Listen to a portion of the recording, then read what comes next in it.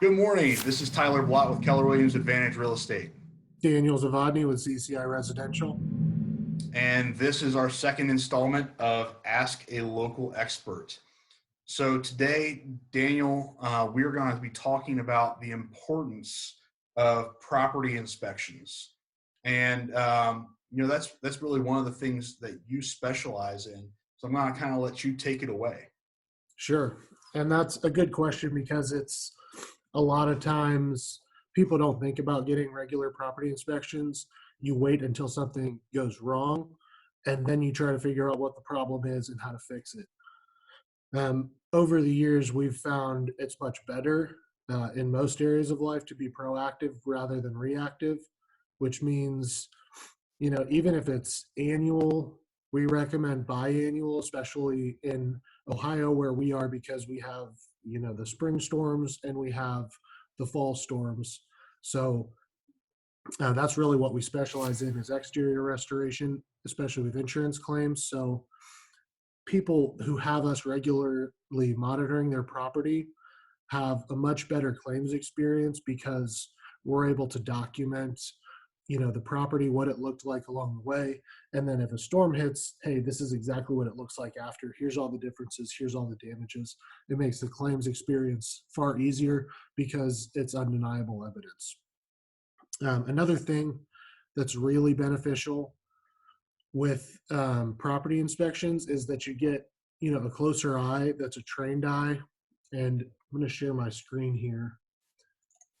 I've got a couple examples of what hail damage looks like. It's especially pertinent right now with the hail we had last night. You really need a trained eye because you may or may not see this on your own siding. Siding's a little easier to see. We've got damage to window screens here, kind of hard to see, but that's hail damage. This is stuff you can see from the ground, by the way. You don't have to get up on your roof to see this stuff. You can do a check around and see, yeah, my house got hit by hail. Here's evidence. There's damage to the shutter, big rip in the window screen. That was probably a 1.5-inch hail hit. And then a big thing, you don't have to get on your roof, but if you have a ladder that you can get up to your roof, we see all these granules in the gutter. Now, sometimes that can happen naturally over time, but this was directly after a hailstorm with rain. So, and you can see the date. This is from a storm last year, but it's evidence of what we're probably going to be finding all day today during our inspections. It's all these granules knocked loose during a single event. Now, these shingles are supposed to shed granules over time. It's part of their life aging cycle. Now, when 30% of the granules get knocked off in one event, that's 30% of its life cycle ended on a single night. So this shingle just lost 5-10 years of its life. And some of the damage might be minor. There's a gutter hit, but the damage has been done nonetheless. See, there's granules knocked loose all in a circular pattern. They're again exposing the fiberglass matting. Now, the granules serve two purposes. The first is obviously aesthetic. Yeah, we want, a blue roof or a green roof or a black roof. So we have those color granules on it. But the more important functional aspect of the granules is that they're protecting that asphalt matting below from UV deterioration. So as soon as that's exposed, the sun's going to eat away at that rapidly. And you might not have a leak today. You might not have a leak in a month, but you're going to eventually have a leak there.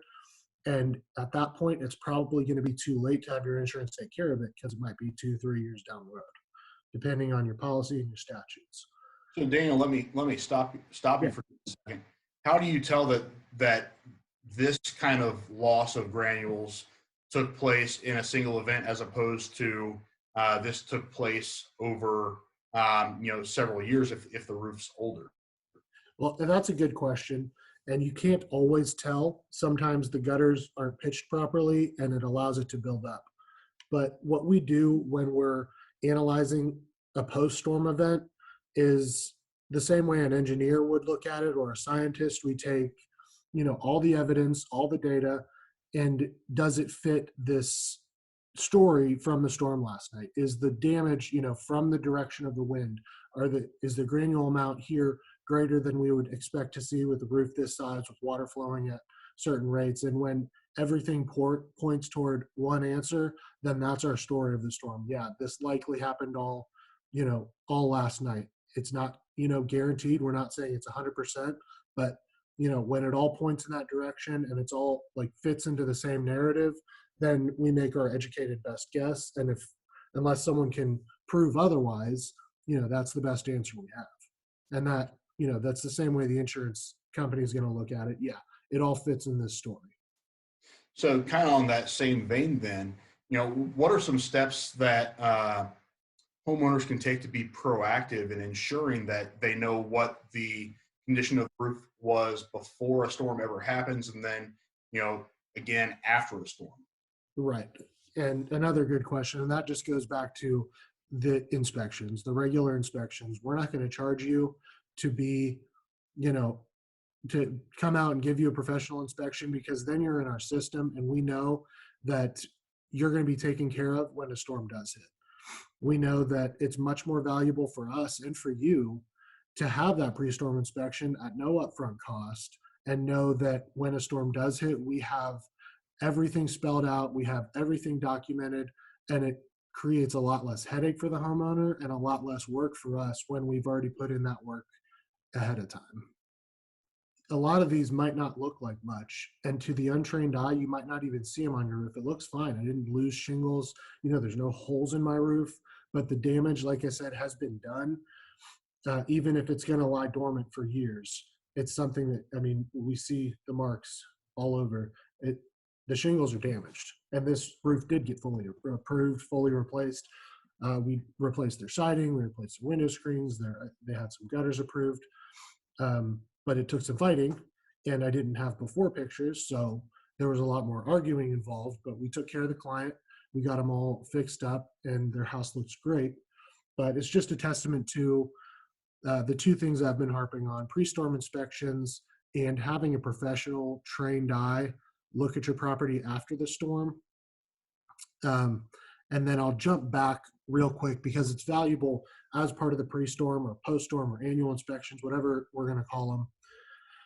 We're going to catch minor things that can help prevent against major things. So pipe boots are a common leak area, and that happens from the rubber deteriorating over many, many years. So when we see that start to happen, we can let the homeowner know, run a bead of caulk around it, and it buys a couple more years. Or it cracks and you have a leak in your house, and you might have mold in your insulation, which is a much bigger problem than a $5 tube of caulk and 15 minutes of my time to make sure that that doesn't happen. And so we're aware that it's going to need to be replaced in the near future. Just one example of preventative maintenance that can help save a lot of money. So tell us a little about the difference of cost, between doing that preventative maintenance, getting those pre-storm inspections or install inspections, whatever you want to call them, and then post event repairs. Yeah, like the example I just gave, the tube of caulk and the $15 repair saved, prevented the need for a mold test in the attic, insulation replacement, potentially drywall replacement and painting. We're talking about $50 or $100 compared to thousands of dollars. So, and that's just one example. I'm sure you as a realtor have seen even worse horror stories that could, attest to the fact that a little bit of preventative maintenance here and there can save thousands, tens of thousands. Actually, that's one of the biggest things that I see that reduces home values, is not taking the steps to maintain the structure and mechanicals in the home. Whether it's roofing and siding or other things. Yesterday, I was in a home, and it's been vacant now for a while, but we looked at these gorgeous glass doors that overlook a beautiful scenic wooded acre lot. And, for most people, this would be a dream view. Well, you get into looking at what's actually going on there.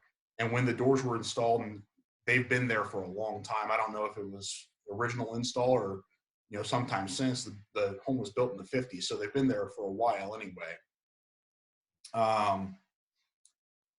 What the installers did is, they put in these beautiful doors, but they didn't waterproof the jamb. So now all those years of rain have been seeping in underneath the doors, getting into the beams and joists and studs that support that wall of doors. And now, instead of having a flat floor like this, it sinks concave right in the middle. And that not only affects those doors, it affects the flooring, it affects that wall, which is holding up the roof. So the roof is doing this. Everything kind of makes this V down toward the middle. And that's going to be a significant cost to repair.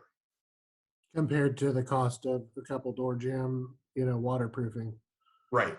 And that's a great example. And not only that, it's going to affect the equity of the home. They're not going to be able to get full market value. Someone's going to have to come in there and they're going to have to decide, is this worth even A, writing an offer on the home, but B, is this something that I can afford to fix? How am I going to go about fixing this? So you get into the discussion of, do we have to take out a construction to permanent loan? Are we going to have to look at, taking out some of our savings that we had planned on using for other things to fix this problem? And this isn't the only time I've seen this. We were in another home recently where it was actually the roofer had failed to put up flashing around the chimney. So you could see all the water that had gotten in around that chimney, and it was rotting out the ceiling boards. So you had that, but not only that, the water ran so far down that it had started to rot out again in the basement. Walls, studs, all that sort of stuff. So a little bit of preventive maintenance could have gone a long way in helping those specific homeowners with not just taking care of the house, but value on the home. Do you know what the estimated cost was going to be to fix all those chimney issues? On that specific one, I do not know the cost. I'd be curious to know, because for your guys' sake, those who are watching, that's depending on the chimney size, $200 to $500 to flash a chimney from the shingles up. And I can't even imagine what the cost is going to be to reframe all that and just open up the house like that. So I can tell you on the resale side, it's going to cost that homeowner several tens of thousands of dollars. Because in the mind of a buyer, they may not have a contractor on hand to say, this is what the actual cost is going to be. So you can inflate a problem just by looking at it and saying, oh, I see water stains. What are all the potential problems that could arise from that? Is there mold? Is there structural damage? There's obviously the cosmetic aspect. So all of that runs through their mind, and that's just dollar signs. So instead, it might be a $5,000 repair, let's say, for example's sake. They're thinking, oh, well, is that $10,000, $15,000, $20,000? How much less do I have to make my offer in order to compensate for that preventative maintenance?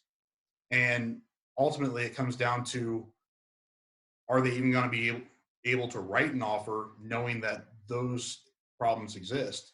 And then is that offer going to be acceptable to both buyer and seller? So it could actually prevent a sale from occurring at all. Right. All right. Well, that's all I had for that question. Thank you guys for tuning in. Again, if you have any questions or want to, talk to a certain local professional expert, let us know. We'll do our best to get those questions answered quickly and the right professionals on the panel. Thank you, Tyler. I'm Daniel with Thank you. Zavodney.